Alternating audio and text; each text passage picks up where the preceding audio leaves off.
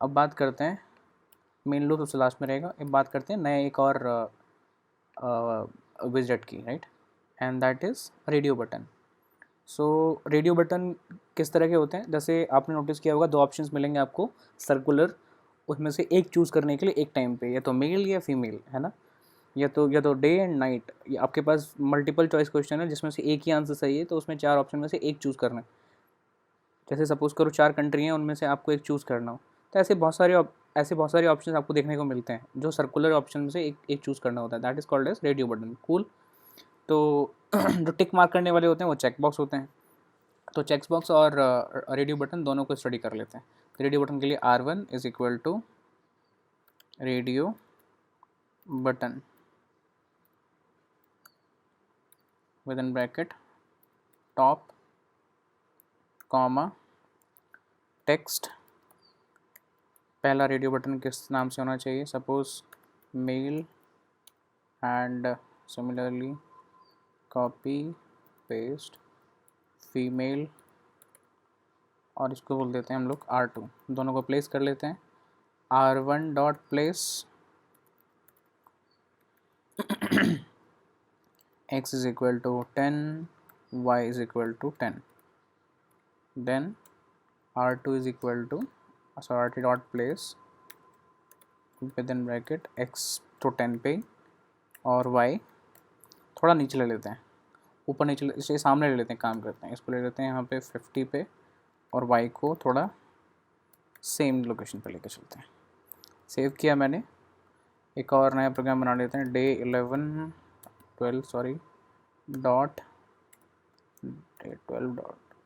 Second program SP, same location है, save किया। Save करके रन करते हैं एक बार, तो आपको कुछ ऐसे देखने को मिलने वाला है, मेल एंड फीमेल, है ना। अब ये दोनों बाइंड नहीं है एक साथ, दोनों इंडिविजुअल काम कर रहे हैं। 50 को थोड़ा सा और चेंज कर लेते हैं, लोकेशन ये 500 ज़्यादा हो रही है, इसको 200 कर लेते हैं, थोड़ा विंडो छोटा हो जाएगा, ठीक है। दोनों इंडिविजुअल सेलेक्ट हो पा रहे हैं, तो दोनों को बाइंड करने के लिए क्या करते हैं, एक वेरिएबल बनाते हैं, v is equal to int var. जैसे हमने स्ट्रिंग वेर बनाया था, चेक किया था, स्ट्रिंग वेर एक कमांड है, वैसे ही स्ट्रिंग ये इंट वेर। तो जब भी हम variable is equal to b, इसके अंदर भी variable is equal to b। अब दोनों बाइंड हो गए। दोनों बाइंड कैसे हो गए, क्योंकि दोनों के अंदर एक ही वेरिएबल काम करेगा। जो भी डेटा जाएगा, चाहे रेडियो बटन 1 को सेलेक्ट करो मेल वाले को, या फीमेल को सेलेक्ट करो, तो दोनों का जो डेटा जाएगा वो v में जाएगा। अब क्योंकि v एक ही है, इसका मतलब अगर आप R1 R2 R3 R4 R5 इस तरह से 10 रेडियो बटन्स बनाते हो और सब में वेरिएबल एक ही होता है, इसका मतलब सबके सब बाइंड हो गए। और अगर आप 15 बनाते हो, 15 रेडियो बटन्स बनाते हो, उसमें से 10 का वेरिएबल v रखते हो और एक और वेरिएबल बना दिया v1, है ना। आपने एक और वेरिएबल बनाया v1 is equal to int var, और 5 में v1 रखते हो, इसका मतलब 5 एक साथ बाइंड है और 10 एक साथ बाइंड है। समझ में आ रहा है। अब देखो मैं सेलेक्ट इसको कर रहा हूँ, तो दोनों सेलेक्ट हो रहे हैं, एक बार में सेलेक्ट हो गए।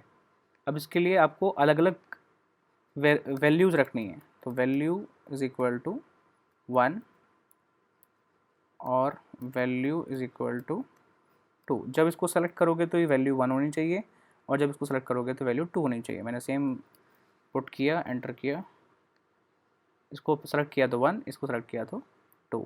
अब दोनों में से एक सेलेक्ट हो रहा है एक बार में, क्योंकि दोनों बाइंड है। अगर मैंने वैल्यू सेलेक्ट नहीं की थी, दोनों में वैल्यू पुट नहीं की थी तब तक कोई वैल्यू थी ही नहीं। तो जो डिफ़ॉल्ट वैल्यू होती है उसको बोलते हैं नन। तो जब एक को सेलेक्ट किया दूसरा भी हो गया। अगर मैं इसको भी 1 पुट करूँगा, इसका मतलब है दोनों की वैल्यू सेम है। वैल्यू सेम है, इसका मतलब एक बार पुट सेलेक्ट करो, दोनों सेलेक्ट हो जाएंगे आपस में, है ना। अनसेलेक्ट होने वाले नहीं है बेचारे।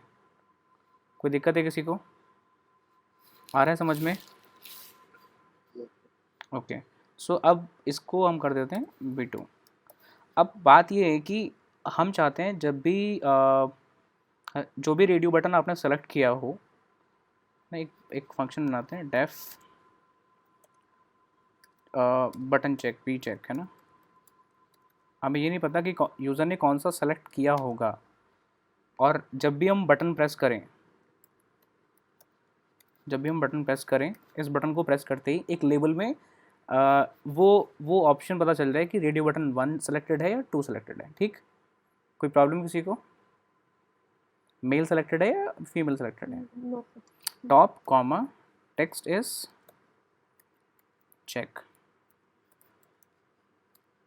Comma command is equal to B check, right, that's it. और B1 बटन को हम B1 बोल देते हैं इज इक्वल टू दिस, और B1 को प्लेस कर लेते हैं। B1 डॉट प्लेस, थोड़ा सा बाद में करते हैं, नीचे कहीं x is equal to 100 and y is equal to 100। Save किया, और ये फंक्शन अभी ब्लैंक है तो इसको पास छोड़ दिया। अभी यूज़ नहीं कर रहे हैं, सपोज है ना, चेक कर रहे हैं कि UI कैसी दिख रही है।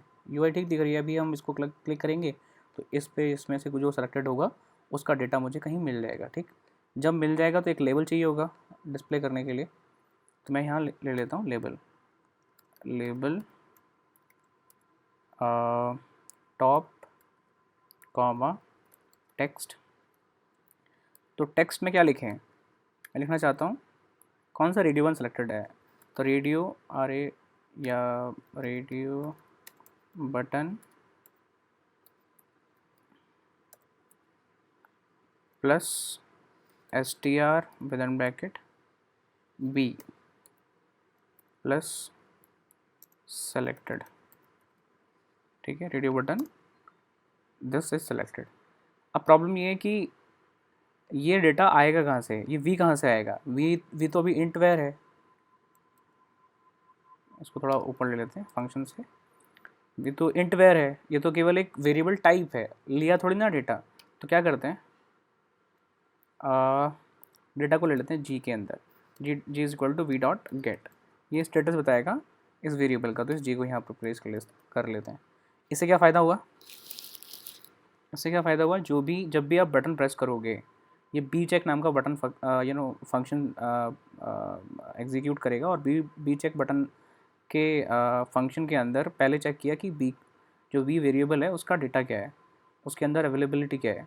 अगर कोई भी रेडियो बटन सेलेक्ट होगा तो ठीक उसके अंदर 1 आएगा या 2 आएगा, और नहीं होगा तो नन आएगा।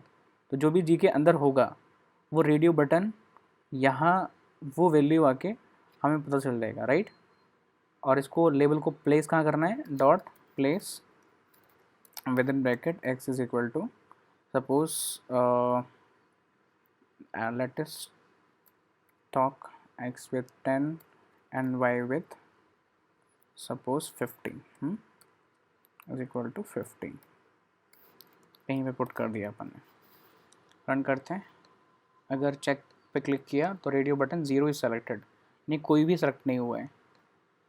Radio button 1 is selected, radio button 2 is selected. कोई प्रॉब्लम है किसी को?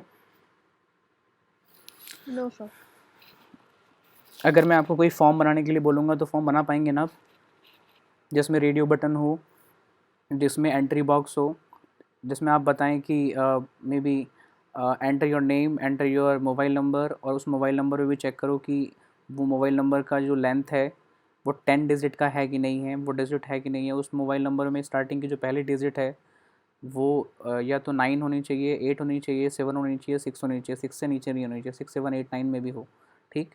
एंड उसके बाद आपने उसका ईमेल आईडी मांगा, ईमेल आईडी में @ होना ज़रूरी है। अगर कैरेक्टर में @ नहीं मिलता है, .com नहीं मिलता है, तो उसको सेलेक्ट नहीं करना है, ठीक है। और फिर उसके बाद आपने मे बी उसका पासवर्ड मांगा, और उसके बाद आपने पता किया कि भाई आप what is your gender, male और फीमेल, एंड जो भी आपका टोटल स्टेटस था वो एक एक्सेल शीट के अलग अलग कॉलम में जाके स्टोर कर दिया। पॉसिबल है इतना करना?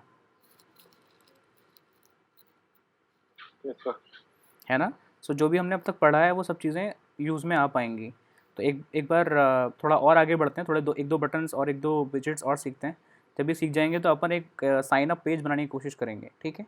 एक मेलिंग एप्लीकेशन बनाने की कोशिश करेंगे कि इसी तरह की केवल एक विंडो हो, हमें ना तो किसी ब्राउज़र पे जाना, ना ही जीमेल पे जाना, ना ही कुछ वहाँ पे इनबॉक्स सेलेक्ट करना, कुछ नहीं करना। हम केवल इसी विंडो पे इस प्रोग्राम को रन करें और यहीं पे बस एंट्री करें अपनी email ID, to whom you want to send the email, second from which email ID you want to send the email, आपकी जिस आईडी से सेंड करना है उसका पासवर्ड क्या है, एंड देन मे बी दो दो फॉर्म हो, पहले आप लॉगिन कर लो एप्लीकेशन में, your user name and password, उसके बाद जिसको मेल सेंड करना है उसको मेल सेंड कर दो, बॉडी क्या रखनी है, टेक्स्ट क्या रखना है, आपको उसके लिए किसी ब्राउज़र पे जाने की ज़रूरत नहीं है, आपको कोई और एक्स्ट्रा काम करने की ज़रूरत नहीं है। तो will try to see this, right. Mail कैसे करते हैं, मेल करने के लिए क्या काम में आता है, और उसमें नेटवर्किंग आएगी तो इंटरनेट के रोल्स में क्या क्या हमें स्पेसिफिकेशन ध्यान रखनी पड़ेंगी, वो सब चीज़ें बात करेंगे जैसे जैसे हम मेल वाले सेक्शन पे आएंगे। बट फिलहाल ये समझ में आ रहा है कि ठीक है, जितने भी नए नए ऑप्शंस हम देख पा रहे हैं, जितनी बार नए ऑप्शंस हमें मिल रहे हैं, उससे हमारी लिबर्टी बढ़ रही है, और ठीक है ना, उससे हमारी लिबर्टी बढ़ रही है, उससे हमारा कॉन्फिडेंस बढ़ रहा है इसको यूज़ करने का।